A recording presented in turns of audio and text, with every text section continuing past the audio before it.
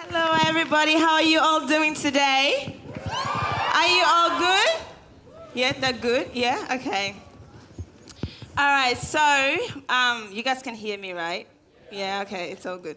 Yeah. My name is Prudence Melom. I am originally from Chad, but have been living in Australia since 2007.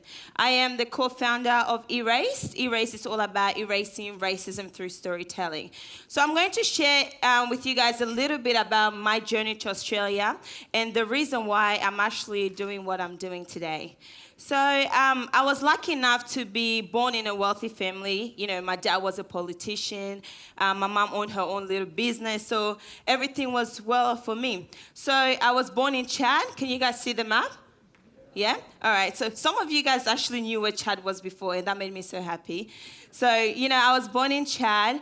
So at the age of 4, war began in my country, and my perfect life became my worst nightmare. Every single day we'll have the cops come to our house, and each time they came, they would be asking for my father. And every time they came, Mom would always tell us to lie to the cops and to tell them that Dad wasn't in. Even times that he was actually in the house, we would always lie to the cops that Dad wasn't in. But one early morning, the cops came, and they were knocking at the door, and this time, Dad was actually in the house. And before he went to open the door, he told my mom to hide us all under the bed and to, you know, not go out and not do anything, that he was going to go open the door. So we did as he said. We went, we hid under the bed, and all we heard was a gunshot, and that was it. So from that moment on, we didn't know where our father was. We didn't know whether he was alive, whether he was dead. We didn't know whether, you know, we lost contact with my father. So my mom became a single mother of 2. And at the same time, she also found out that she was pregnant. So I was 4 years old, my brother was 2, and she was expecting another baby. Just keep in mind that my mom got married at the age of 17, you know, and had me at 18. So she was also a very young woman to be having all those responsibilities with her. So when my father left, we stayed in Chad for a couple of months, and Mom saw that Chad was, you know, a very unsafe place for us to be. And especially the fact that I was born in a little village in Chad, so the situation was becoming very difficult.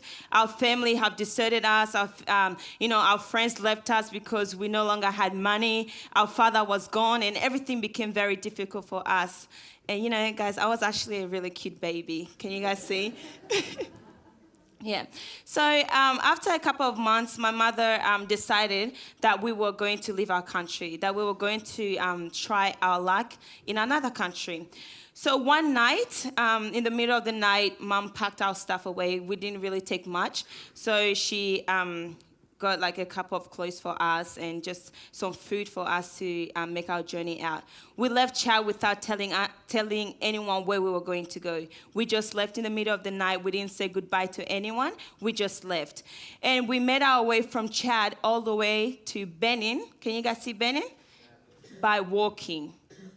All right, guys? Because at the time, we didn't have cars. We didn't have, you know, any form of transport. So we were walking. And along the way, we saw many parents that left their kids behind. We saw many other people that were struggling to leave the country. But my mom knew that because Chad wasn't a safe place for us to be in, she was going to do whatever she could to get us out of Chad.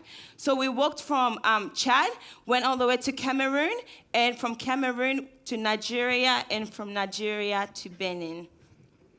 And when we arrived in Benin, this was how small I was, me and my brother and my sister. And when we reached Benin, we stayed outside the UNHCR. Have you guys heard of the UNHCR? Yes, some of you? Put your hands up if you heard of the UN. Yeah? Okay. So when we arrived in Benin, they had the UNHCR office up there. And when we got there, we went and presented ourselves as refugees, and we were struggling and we needed help because we were living extremely under the poverty line. But when we got there, they did not accept us as refugees. So we had to sleep outside their office on cardboard boxes for 2 months before we were, you know, accepted in the refugee camp. Sleeping outside was the worst, especially on rainy days, because we did not have any spare clothes to change into. While traveling, we had to leave some stuff behind because we could not longer deal with the whole situation. But after 2 months of living outside and sleeping on cardboard boxes, we finally got accepted into the refugee camp as refugees. So when we got into the camp, we stayed there for 7 years before being accepted to Australia. After spending 1 year in a refugee camp, one afternoon, the police came to our house, the police from the camp. And this time, they were looking for my mom. And I was so terrified because I thought, the first time they came, they asked for my dad. So obviously, the second time, they're going to take my mom. But this time around, when they came, they said that there was a man looking for us. And anyone want to guess who that man turned out to be? Yes, that man actually turned out to be my father. So dad was shot, but he made it out alive. Even today, he still has the scars from the bullet. But we were just very, very thankful and very grateful that he was alive and he was able to join us again. So together with my father, we stayed in the refugee camp for 7 years.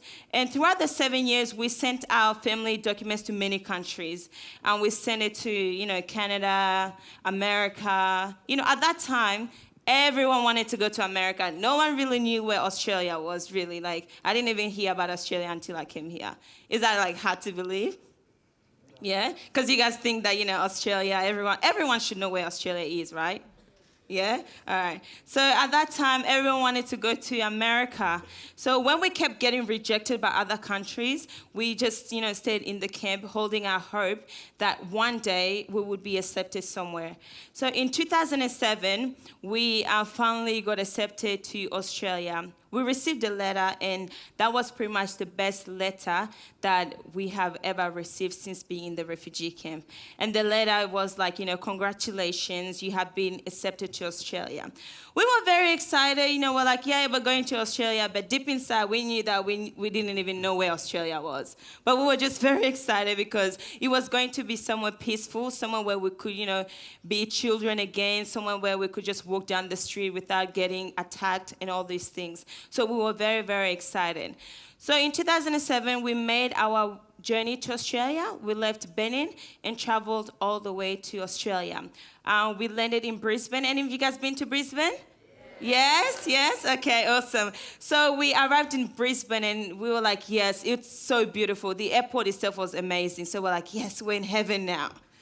But then they told us, no, you guys are not staying in Brisbane. You guys are going to Toowoomba. Any of you guys been to Toowoomba? Oh my God, yes. I was like, probably no one knows where Toowoomba is, but I'm good. You guys been to. For those of you that haven't been to Toowoomba, you guys need to go because you're missing out on life. Y'all need to go to Toowoomba, okay? So we arrived in Toowoomba, and you guys know the drive from Brisbane to Toowoomba isn't beautiful. It's just trees after trees after trees. So when we were in the car with Mom, I was like, Mom, where are they taking us? Like, just trees after trees after trees. But when we actually arrived in Toowoomba, we saw that it was actually a very beautiful, it's actually a very beautiful small community. And it's not like Brisbane, it's smaller than Brisbane. So when we arrived there, we were very excited because everyone there were very welcoming. People were just very friendly towards us. But when we actually came to Australia, we didn't know how to speak English. I did not know a single word in English. The only thing I knew how to say was thank you, but I thought that thank you meant hello, all right? So everywhere I went, I just kept saying thank you to everyone. And, people would look at me. I was just like, thank you, thank you. I thought I was normal, guys. But now that I think about it, it's like, okay, maybe I shouldn't have thanked everyone. So after, a couple months of, just thanking random people, I bet people were swearing at me and I was thanking them, guys. It's ridiculous. But after spending a couple of months, we got enrolled in school.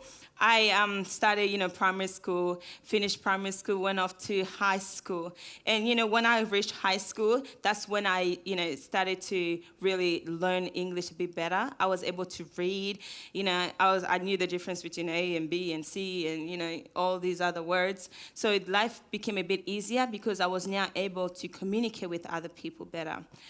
After finishing After finishing high school, I went off to uni, and I'm now studying to become a lawyer. You see, when I first came to Australia, I was really excited, you see, but the first thing that they got me to taste was Vegemite.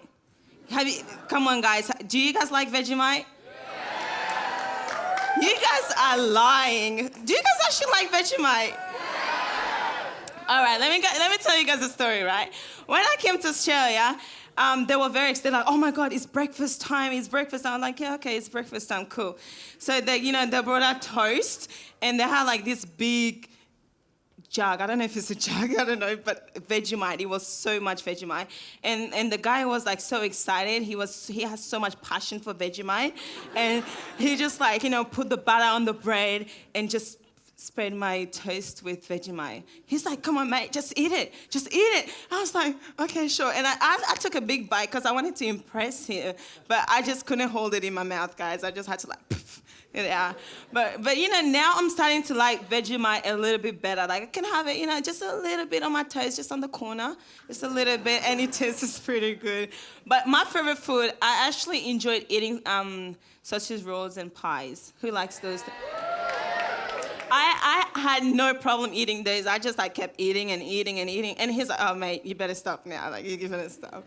But, so now after finishing high school at the end of 2013, one of my English teachers told me about this ABC competition called Haywire. Have you guys heard of Haywire? Yeah, okay. So it's a competition run by the ABC, and it's pretty much giving young people a voice, to tell a story. So my teacher's like, Prudence, you know what? I think you should enter the Haywire competition. I was like, nah, I just came to Australia. I don't really know English, and I'm pretty sure there are other Australians that can write and tell a story in English better than me. I did not believe in myself. I did not believe that someone out there will find something that I would write interesting enough. So I just told her, no, I don't want to do the competition. And every time I went to school, she was always like, Prudence, you need to do it. And just to get her off my back, guys, I wrote a story and I entered it into the Haywire competition. After a couple of weeks, I received a call, and it's like, oh, Prudence, congratulations, you have been shortlisted, in the Haywire competition. And I was like, oh, okay, cool. I've been shortlisted, so, someone must actually find me interesting. And after a couple of months of waiting and stuff like that, in December 2013, it was announced that I was actually selected as one of the 2013 Haywire winners, yeah? So that was so amazing for me, because that really made me believe, having someone believe in me and pushing me to go somewhere and to do something for myself made me have faith in myself and believe that, I'm able to do something, that nothing is impossible. Even though I came to Australia without knowing a single word in English, and being selected as a Haywire winner itself, was such a great thing for me. And I started feeling good about myself. I started believing in myself. And after winning the Haywire competition, we were all flown down to Canberra in Parliament House, where we were put into a group, and they had, groups to deal with mental health, all these type of different categories. And there was also immigration group. And after the immigration, I felt like I fit in that group very well. So I went and sat there waiting for other people to join. And, I wasn't surprised when a lot of people didn't come to that group. There was only 3 people that came to the immigration group. And the 3 of us was myself, this Australian girl, Cassie, and a guy from Afghanistan. So together we were like, you know what, the number doesn't matter. There's 3 of us, and we have to do something. We have to come up with an idea. And this idea, we really want to educate young people. We really want to influence the way people think. So together we came up with Erased, the whole Erase project. So Erase is about erasing racism through storytelling. We recruit a group of young people, and we go out to schools in rural areas, and we have them share their personal stories, their journey to Australia, so people can actually understand why people like us are actually in Australia. So after creating that idea, all of us will live in different parts of Australia, so we all went back to our homes. And after a couple of weeks, our ideas were put into a group, sent into different communities. And I approached one of the community workers in Toowoomba, and I told them, you know what? this is my idea, this is our idea, and I really believe that this idea can be great. But I need you guys to support me. I need you guys to believe in the idea and help me apply so that we can get grants to make it a reality. And that person really believed in the idea. They're like, you know what, Prudence, we will support you. We will support you, and you will go out there and you will do something. After applying for the grants, out of the 3 of us, I was the only person that was lucky enough to win a 10,000 grant to make the Erase idea a reality. So after we got the money, I started going out to random people, asking them, you know what, do you want to tell a story? So I had a lot of people tell me, nah, I think that's a really crap idea. We don't want to be a part of it. And, I got a lot of knockdowns. I had so many people that didn't even want to sponsor me. I had so many people that told me, what will an African girl like you do in Australia to make an influence, to impact Australians?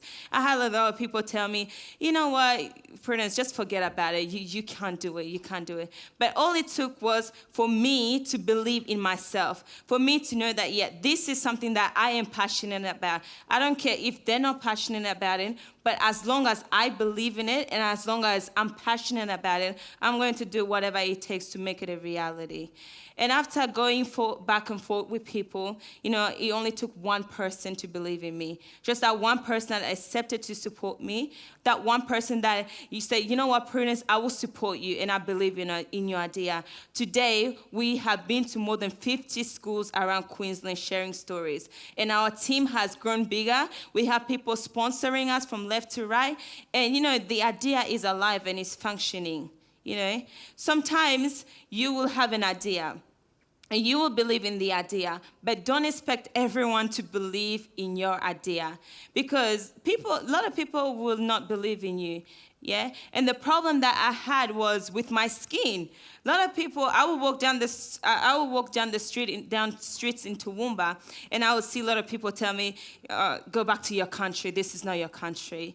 And I'm like, if you really knew my story, if you knew how I had to suffer with my family to come to Australia and be here today, and not just sitting around, but actually doing something to impact Australians, like, you wouldn't be telling me to go back to my country. I walk down the street and people would be like, oh, you know what, you're actually pretty for a black girl. And they say it as a compliment. Is that a compliment? Like, oh, black girl's ugly? And just those type of things that people say. And, and they're like, oh, you know what, Prudence, please, you're not important. I'm like, I'm not important, and do you think you're important? You see, like, you always have people that will always try and knock you down. But, it's definitely not true. And I believe that, behind each person, there's a great story. And it's all about, finding someone and just having a conversation with that one person. It's all about, like all of you guys here today, I'm pretty sure you guys have ideas. I'm pretty sure you guys have something that you're passionate about. And you never know, like, maybe if you turn around and speak to someone behind you, in front of you, next to you, or whatever, you guys can actually come up with a great idea together. All right, so in the refugee camp that I stayed for 7 years, these were our roads. Every morning we just walk past there. If you meet a snake, bad luck for you. If you get eaten by one, bad luck for you. You had to, try your best to survive in there. All right, so these are some of my friends. I'm not in that photo. I'm like, yes, I'm not in the photo.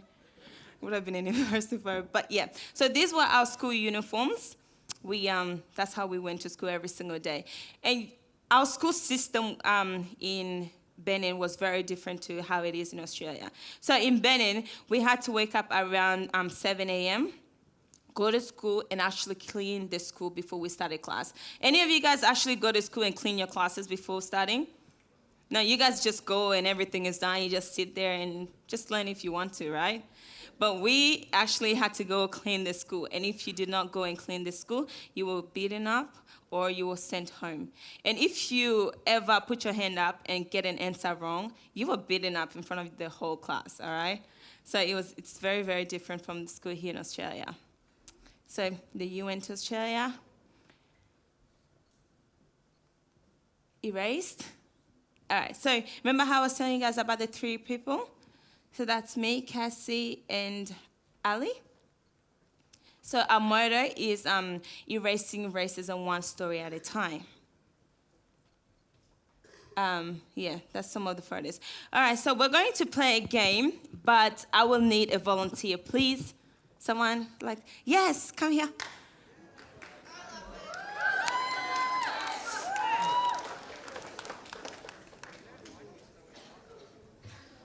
Oh, yes. Hey, what's your name? My name's Lachlan. Lachlan, can you guys hear him? I need a mic. I have a very loud voice for you guys. Just take a mic. Hi. Okay, Lachlan, how are you today? Fantastic. You're fantastic. Absolutely. All right, you know what? I'll need you to just go out somewhere. Just get out of here. Okay, I need the mic, actually. All right, just go somewhere that, just go somewhere that you will not be able to hear us. Are you guys sure he won't hear us over there? He can hear us? Okay. All right, guys. I'm not going to use a mic because I don't want... Can you guys hear me still? Yeah. All right. So I'm going to teach you guys a word in my language. I'm from Chad. I speak Ngamba. I'm going to teach you guys a word in my language, and then we're going to get him to come back here, and we're all going to shout out the word to him as loud as possible, okay? We're trying to get his reaction, all right? Yeah? Yeah? All right, so the word is banwa. Banwa. It's not wah-wah, guys. It's banwa. Okay, it simply means hello, all right? It means hello. So banwa.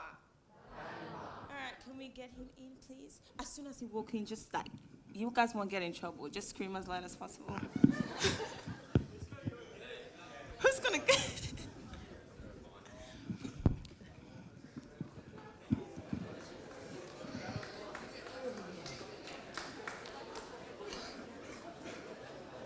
All right. Okay, you found him. 1, 2, 3. Banwa! All right. All right, you can come up here. How did you guys think he felt? How did you feel? Sorry, I can't hear you. My ears aren't working. Huh? I can't hear. I think my ears just broke. Oh, okay, all right. But then how did you feel coming to, walking back in, everyone shouting something at you that you did not understand? Intimidated. Yeah? Yeah. All right. Mm-hmm. Any other, how would you guys feel if it was you in his place? Left out? Yeah? Confused? Yes? Anyone else? Scared, all right. So, that's exactly how I felt when I first came to Australia, right? Yeah. People just shouting words from different language, like in English, and I just didn't know what to do, But I just want to tell you guys, oh, you can go back. Thank you so much. Guys, give him a round of applause. All right, guys, so, I came to Australia without knowing a single word in English, all right? And I am out there doing things, I got, human rights awards. I'm doing all different type of things. So this just come to tell you guys that nothing is really impossible. If I was back in my country right now, I think I would have had 100.5 kids already. And, probably, something, I would have just been like, popping out kids, guys. But, right now I'm here in Australia, and I'm just, opportunities that Australia have given me, I'm really grateful for. So if you're passionate about something, if you believe in something, and even though people, your friends and whatever might not believe in your idea, as long as you believe in it, just go ahead and go and make a change. Do something for yourself, all right? If I can do it, guys, come on a bit louder. If I can do it, all right, guys, thank you so much, guys.